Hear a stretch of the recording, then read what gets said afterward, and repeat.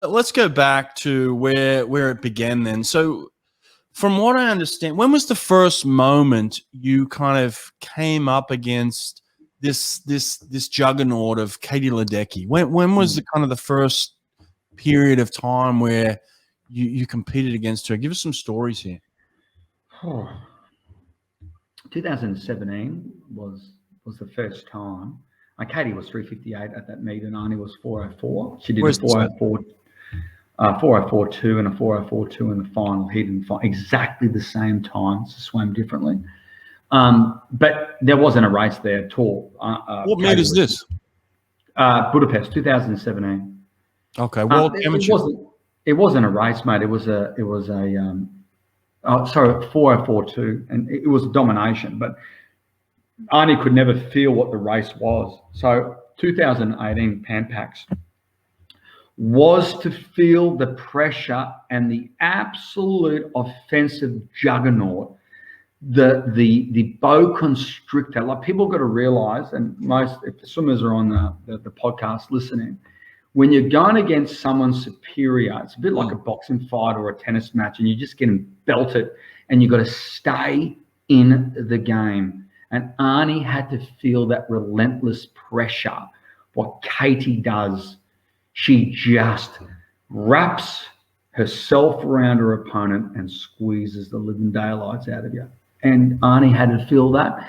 And when she squeezed the living daylights, she had to basically get her hand out through the body and grab her throat and go, I'm not giving up. You're going to have to bite me here. I'm not giving up. And then not give up, not give up, not give up, not give up. And if she passed out, she passed out. And she felt that in 218. It was a good race. She had to feel when Katie made the move on her. She had to feel what it was like to turn against Katie. She had to feel like what it was like to feel Katie move at the 200-meter mark. She had to know that. And it was 218 Pan Pacs. Pan Pac, where is this at exactly? Tokyo. Tokyo, wow. So it's not the same pool though, is it? No, it's a pool next door actually. Right. Yeah. Right. And that was, so you knew she wasn't ready, but you knew she had to feel what it was like to compete against Katie Ledecky. She had to feel it. There's no. I never thought that she'd beat Katie. There's no way. I just wanted to feel. Right. I wanted to feel the pressure, what it felt like. You know, these are reflecting points, Brett. These are things that you learn. This is understanding.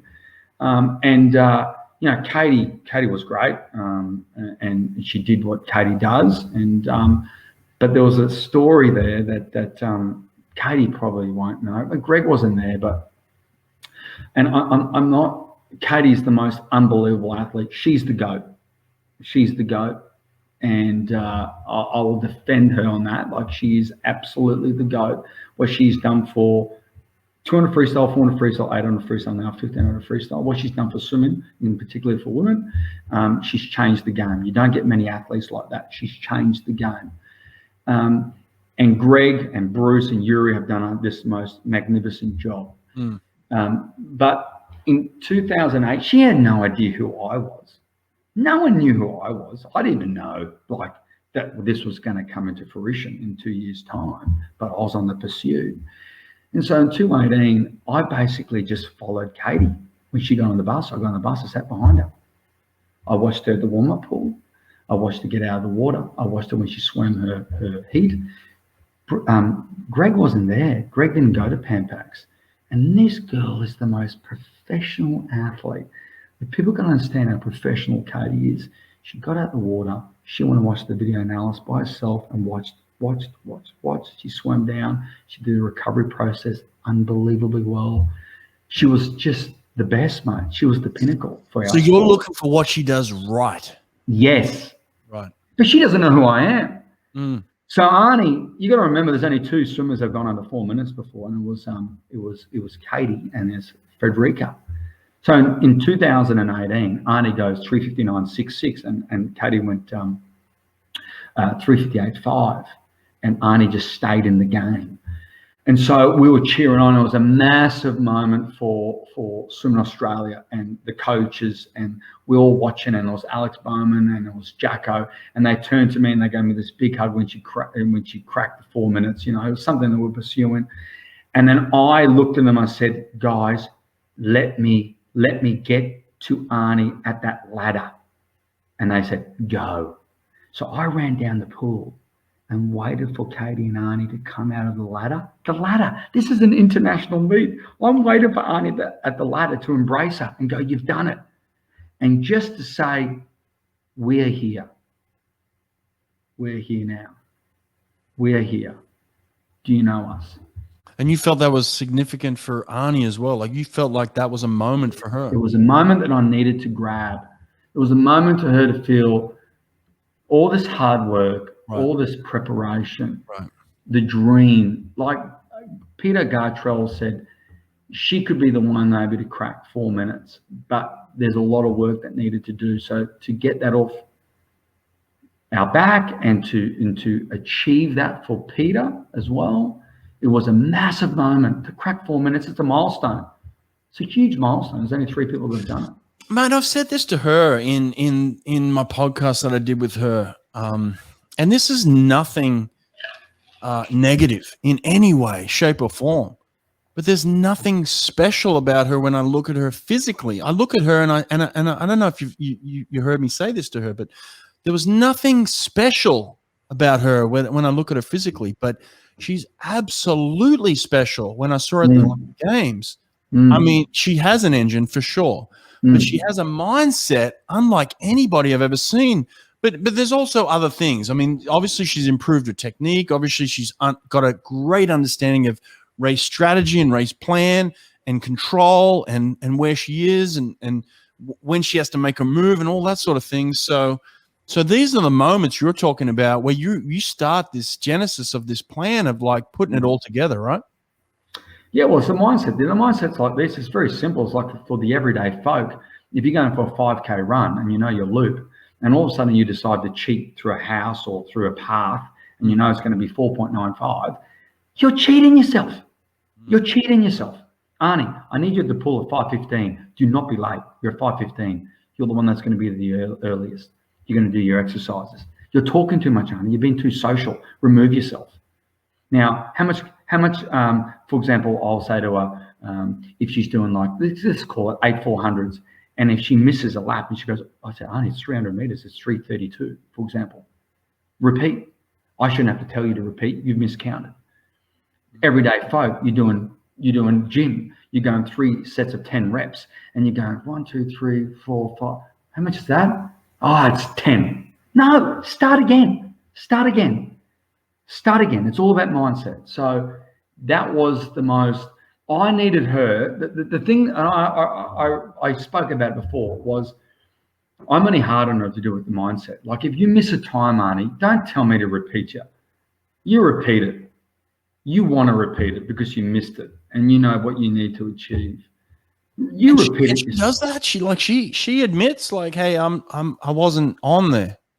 No, she's very good, but yeah, she does, and that's, you got to remember, I was in a battle with her for a long time because I was the one in the beginning stage of the prep. Brett, is me making sure everything's in structure. When we come into the last 6 weeks or the 8 weeks going into trials, into Olympics, I don't need to. It's on her own volition. She's guiding this puppy. She's guiding this boat. So are the other athletes. And I just basically see if things go wrong, I try and steer it. But in the beginning is my hardest part as a coach because I'm on. You're making sure that mindset's on. It's on, it's on, it's on, it's on, it's on. If it's not on with 6 to 8 weeks, well, you're gone, you're shot. Honestly, you're done, you're toast. What are you doing?